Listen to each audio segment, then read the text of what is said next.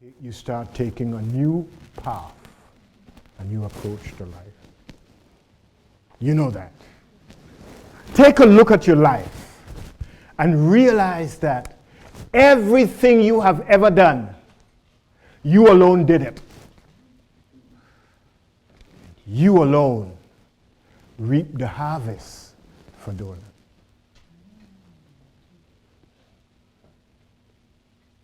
If you plant apple seeds down the road, you do not know when the apple tree will bear, but it will bear. Have you ever experienced things in your life and you say you don't know where they came from? Where did you think they came from? Thoughts are seeds that we plant. They become beliefs. Hello now. They become attitudes. Hello now.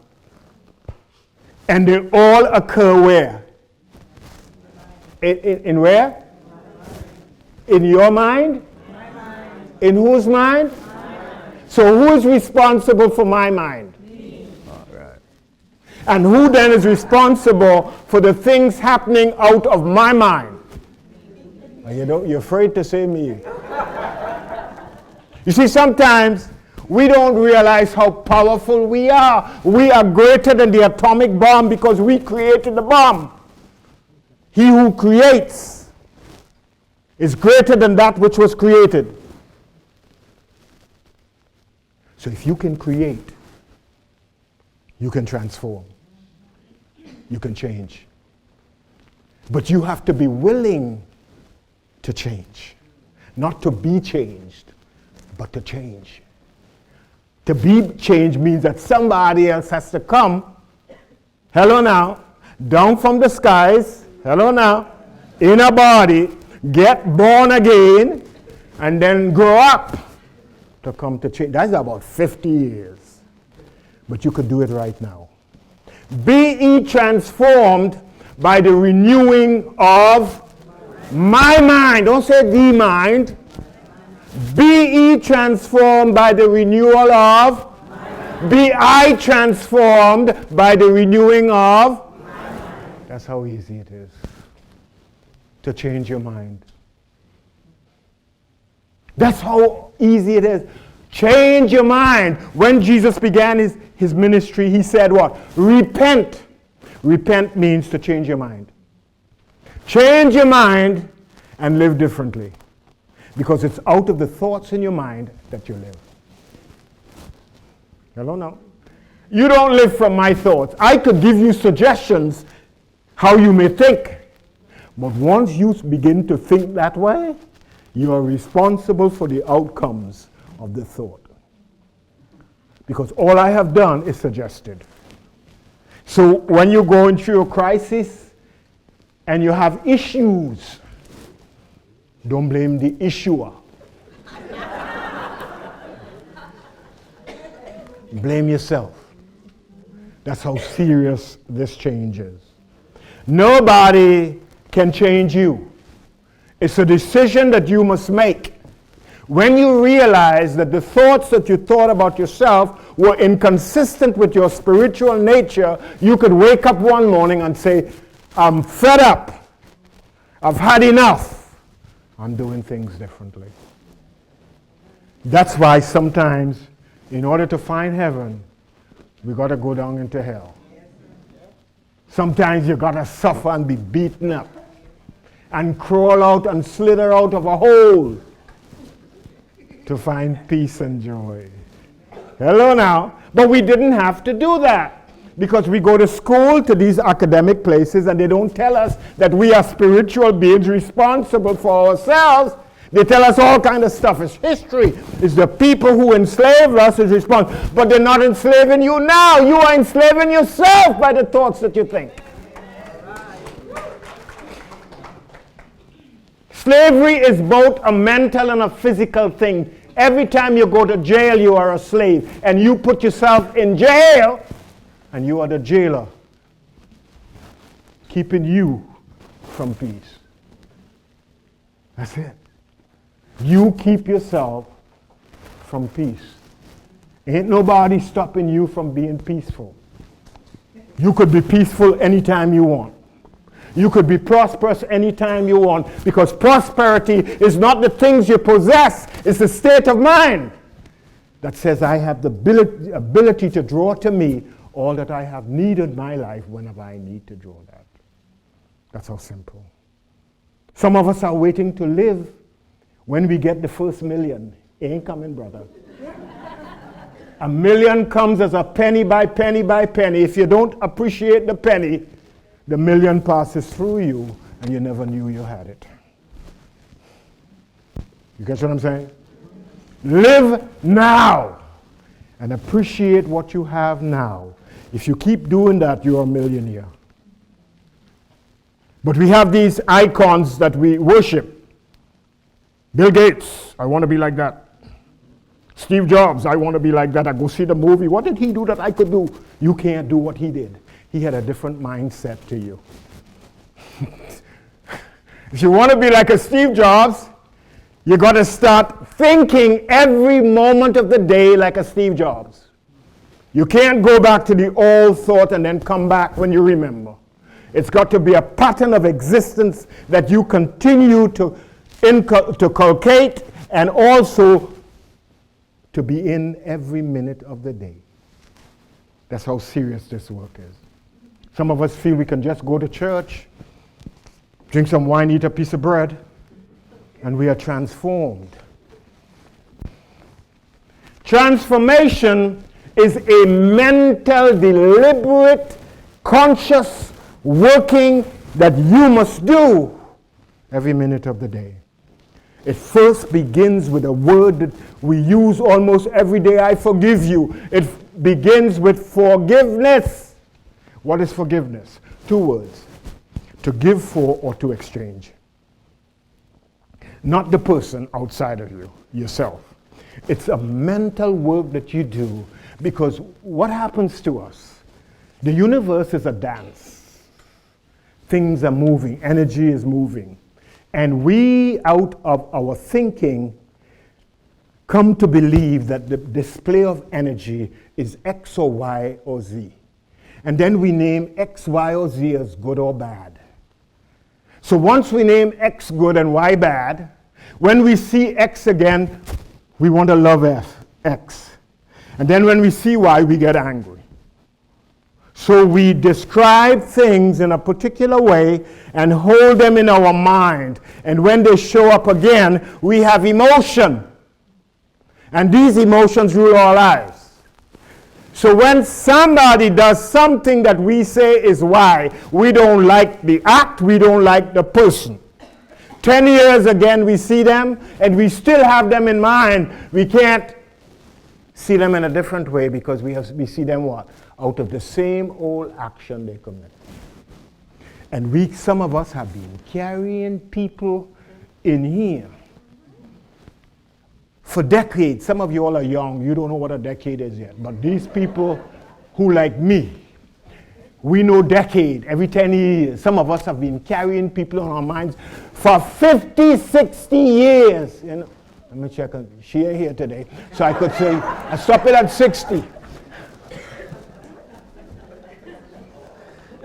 Forgiveness is taking a look. I'm not speaking, don't question who I'm talking about, because I know you're trying to ask each other, who did he mean? He didn't mean anybody. It's just play talk. Take it seriously. Forgiveness is examining your belief system and realizing that everything you believe is subjective is not true. It's an opinion that you hold about something you know nothing of. Your description of that thing is your personal description. To remove it takes 70 times 7 of work. So sometimes Barbara does me something, and the next day I say, Barbara, I forgive you, yes? But we still carrying that. So I go to Montreal and I'm walking down the street and I see somebody looking like Barbara. Not even Barbara, Barbara's husband. Her name, her picture comes into my mind. And I still have resentment towards Barbara. In Montreal, she is in bed sleeping, but I'm awake trembling with anger. To forgive is to cleanse your mind. So when you see the person again, you can say, I love you, hug, squeeze, and walk away without any resentment. So if you have any spouses that you're working with at this time, you think you have forgiven them, you have not. Unless they have cleared themselves out of your mind and you now see them as a child of God and you can love them without compromise. That's forgiveness. When you forgive, you release from your mind the venom that does not poison the other individual, poisons you. An unforgiven heart is a bitter heart, and bitterness is what kills us. Ain't nobody killing you. You just a suicidal maniac. You just love killing yourself. Okay? Forgiveness is the beginning of making a new life for yourself. If you can't forgive, you cannot live. You see, some of us are alive, seemingly, but there's no joy. You see, life is joyful living. Joyful, joyful, I adore me. Yeah. If you don't adore yourself, who can you adore? Some of us are waiting for somebody else to come and light our fire. Light your own fire, baby. Light your fire. You are responsible for the quality of life that you live, nobody else. You're waiting for Mr. Right or Mrs. Right to come. Ain't coming until you become the right person to receive the right person who is an example of you, who's attracted by who you are. You keep attracting the same old tire because you have an old car.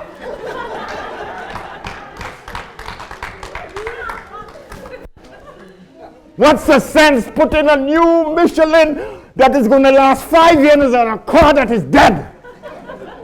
Ask yourself. The law of attraction. We draw to us that which is like us. We can't help it. So if you want to change the outside, you have to do what? Change where? What? When I say change the inside, you mean to cut yourself open and change that? No. It's to go to mind. Mind is the holder of everything you live for and live by. Change your belief. A belief is a subjective view of a position that is uniquely yours. It is not the truth. There is nobody on the planet Earth who has ever lived, who is alive, or who will ever live that knows the truth. You have to come to that for yourself. No pope, no priest, no pauper can tell you what is true. That's it. Don't rely on anybody on the outside to lead you to God. You got to come to God for yourself. Jesus said, I am the way, the truth, and the life. He's referring to that spiritual part of you that is the way forward for you. If you listen to the Spirit of God in you, you will be led into the paths of righteousness. That's what he said. Don't go to people to be counsel for spiritual truths. They don't know the truth. You have to come to the truth. Sometimes you have to make a lot of mistakes to wake up and say, I can't deal with this anymore. Father, help me. You ever did that? Yes. You don't have to kneel down. You just have to say, Father, help me. And suddenly ideas begin to pour in. You ever had that? Yeah, but we are so conditioned to follow the recipes made by other people, we don't listen to God. If you could only listen to that voice within you when you are in trouble, become still and just rest and just say, I surrender, I give up, I can't help myself anymore. Something happens.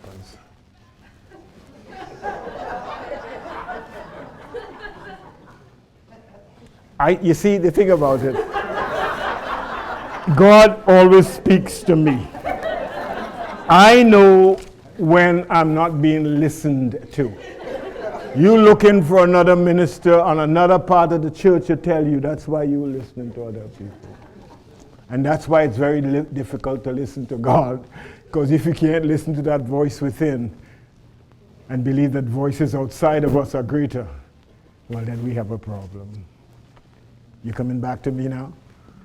We okay? Are we okay? All right. There is something after forgiveness. When we come to realize who we are, that we are spiritual beings, we have a thing called will.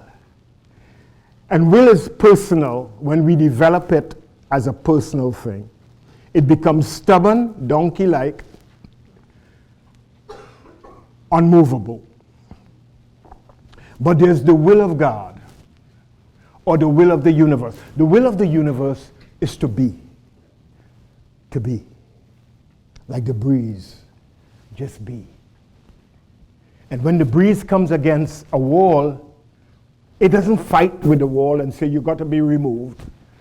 It glides. And it continues. This is what we need to do. We need to stop stressing out ourselves by trying to force things to happen. Just surrender. And let God's will be done in and through us. Now, surrendering is very difficult because most of us believe we are bosses. And we control. Because most of us are control freaks. Not only for ourselves, but for other people. We are all supervisors. Because when the wrong happens, like we run because we are not managers. We're supervisors of other people's lives. I want you to become a manager of your own life. And if Hammer says something, where do you go to something? Huh? You weren't born yet. Anyhow, get out of that one. I have to get myself out of it. But you understand? Who are you going to turn to?